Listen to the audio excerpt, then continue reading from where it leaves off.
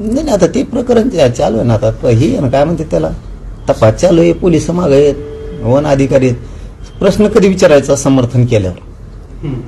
कोणी समर्थनच करत नाही ना असल्याचं. मी काय म्हणतो, हे प्रश्न कधी विचारायचे असते ते एखाद्याने समर्थन केलेलं असल्यावर. कोणी समर्थनच करत नाही त्याचं. धरा म्हणून सांगितलंय, कणाकण धरा म्हणून सांगितलं. सुरेश धसला अरे दे रे बाबा, आयला विचित्र कामेवर राहतो. नाही हे बघा काय असतं, अरे त्यांना काय जातीवादाची सवय लागलेली, खुनशीपणाची सवय लागलेली. त्यांच्या याच्यावर काही केलं की लगेच दुसऱ्यावर करायचं. खुनशीपणाचे जातीवाद जिथं लय विषारीपणा असतो ना अंगात, त्यांना दुसरं काही सुचतच नाही. त्यांचा माणूस वाचवायसाठी दुसऱ्यावर आरोप करायचे. त्याने काय समर्थन केलं का धसांनानी?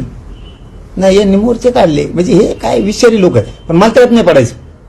ते कोण आहे नाही त्याच्यात, ते तपासयंत्रांना बघत त्यात कोण आहे नाही आहे. आपण समर्थनच करत नाही त्या गोष्टीचं. आम्ही काय छगन भुजबळच्या विचाराचे आहेत का कशाचं समर्थन करायला?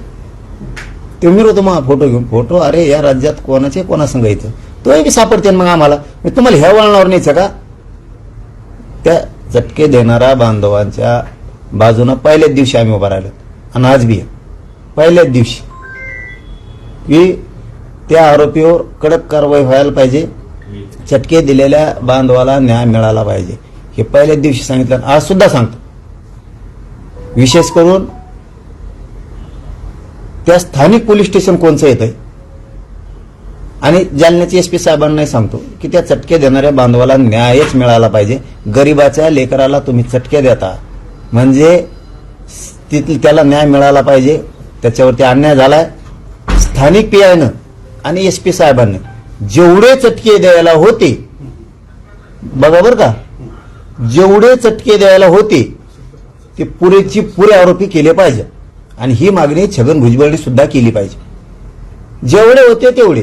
तो हे पाहुणे आहेत म्हणून बाजू सरकायचं नाही छगन भुजबळने, कुणी असो त्याच्यात. आणि हे लक्षात मात्र स्थानिक पीआयने लक्षात ठेवावं, आणि एसपी साहेबांनी सुद्धा, की जेवढे होते त्या बांधवाला बिचाऱ्याला चटके द्यायला ते सगळे आरोपी झाले पाहिजेत. हो, कोणी त्याच्यातून सुटता कामा नाही.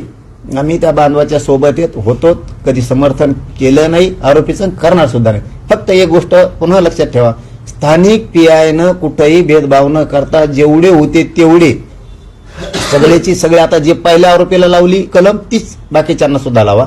सगळ्यांना सोबत घ्या, तिथं जेवढे होते तेवढे. जर पीआयने थोडंफार बी मागं पुढं केलं तर एक ना एक दिवस चौकशीच्या फेऱ्यात पीआयला यावं लागणार. जातीवाद करायचा नाही.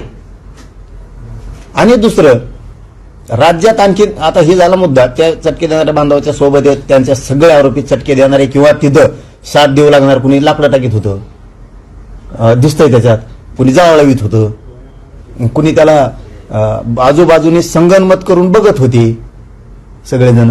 मग काही जण चटके देत होते. त्याच्या बाजूचे तिथं असते तर धरलं असतं, हे नका करू ते नका करू.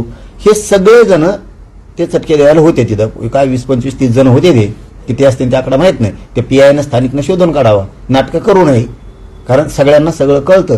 त्याच्यामुळे सगळे आरोपी करावेत. नसता एक दिवस चौकशीच्या फेऱ्यात विनाकारण जायला लागणार आहे. आणि मी सोडित नसतो.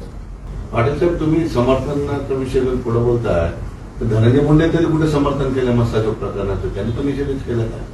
मस्साजोग केलं नाही तर कसं झालंच ना. आणि त्याचं न्याचं कसं सुटल? हे कोणचं समीकरण आहे? हे समीकरण नाही होऊ शकत, कारण त्यांनी केलं तेव्हा मला हा माझ माणूस येतो. अरे पण याचं त्याचं जुळण कसं? अरे बाबा, याचं त्याचं जुळण कसं? तो खून आहे राव, किती क्रूर खून आहे.